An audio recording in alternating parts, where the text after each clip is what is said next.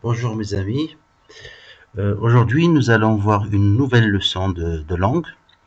La leçon précédente, nous avons vu comment exprimer une appréciation et un jugement qui soit favorable ou défavorable par différents moyens.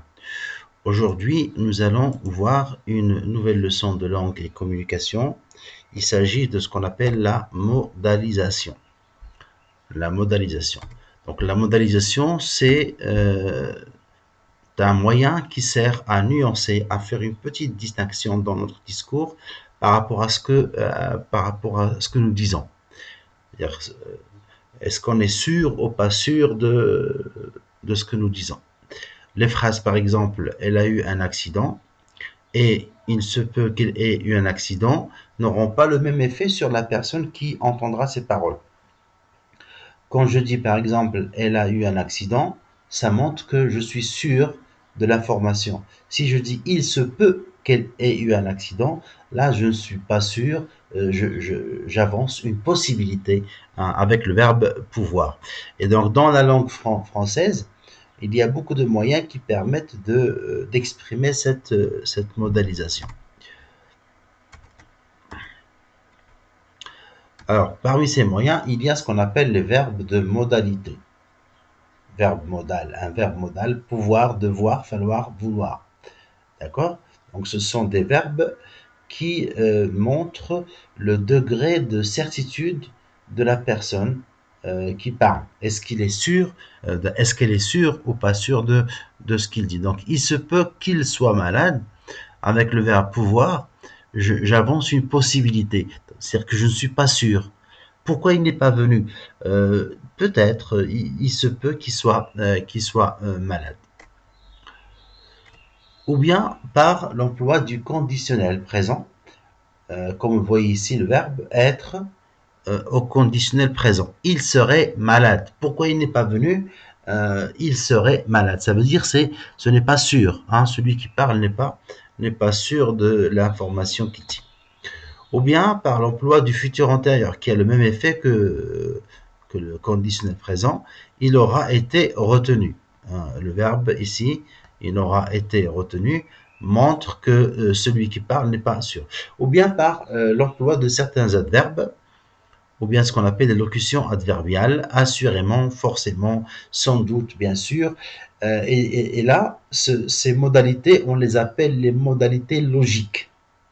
Quand vous entendez par exemple, il est assurément malade, il est forcément malade, il est sans doute malade.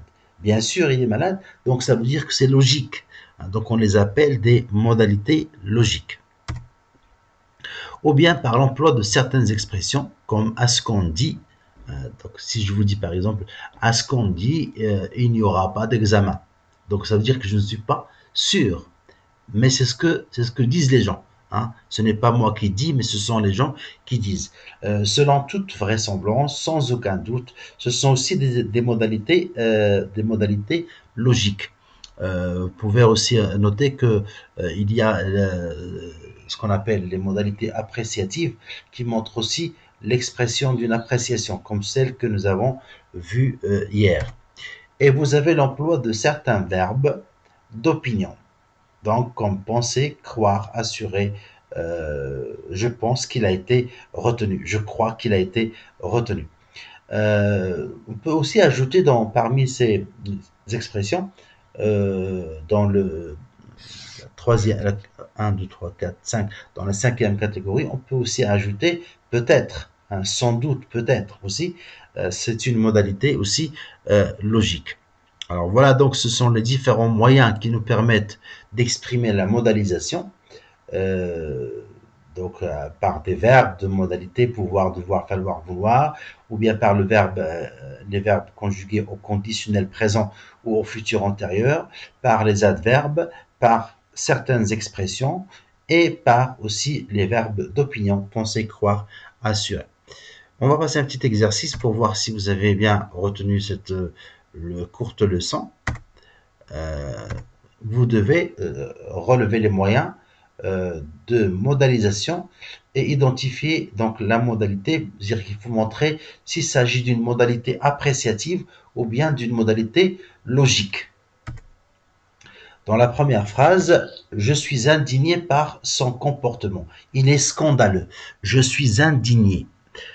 Je suis en colère par son comportement. Il a eu un comportement et son comportement m'a indigné. Ça veut dire je suis en colère. Je suis indigné par son comportement. Il est scandaleux. Le comportement, pardon, est scandaleux. C'est-à-dire tout ce qui nous met en colère, on dit il est scandaleux. Donc vous avez ici les deux moyens. C'est donc indigné et scandaleux. Elle est déçue d'avoir tout raté. Elle est déçue d'avoir tout raté. Donc, c'est le verbe donc déçue. Déçue, c'est-à-dire elle n'est pas satisfaite, elle n'est pas contente parce qu'elle n'a pas réussi. Elle a tout raté à l'examen, par exemple. Elle a tout raté. On dit elle est déçue d'avoir tout raté. Remarquez pour la phrase 1 et la phrase 2, nous sommes toujours dans ce qu'on appelle les modalités appréciatives, parce qu'ils expriment une appréciation ou bien un sentiment. Par exemple, je suis indigné, sentiment. Il est scandaleux, appréciation, un jugement sur le comportement. Elle est déçue, un sentiment. Elle n'est pas satisfaite, elle est triste parce qu'elle a tout raté. Troisième phrase, nous sommes tous fiers de ton exploit. Pardon, remarquez, déçu, c'est le contraire de fier. Hein, déçu, contraire de fier. Nous sommes tous fiers de ton exploit. Et bien sûr, donc, c'est le mot fier. En apprenant cette nouvelle, il a sauté de joie. Sauté de joie. Hein, sauter de joie. Ça exprime le sentiment de la personne parce que c'est une bonne nouvelle. Quand on entend une bonne nouvelle, on saute de joie. Ah, c'est formidable. Donc l'adjectif formidable. Hein, l'adjectif formidable montre bien sûr l'appréciation. Et bien sûr ici, il s'agit d'une modalité appréciative. La marche est un sport parfait. Donc l'adjectif parfait. Hein, l'adjectif parfait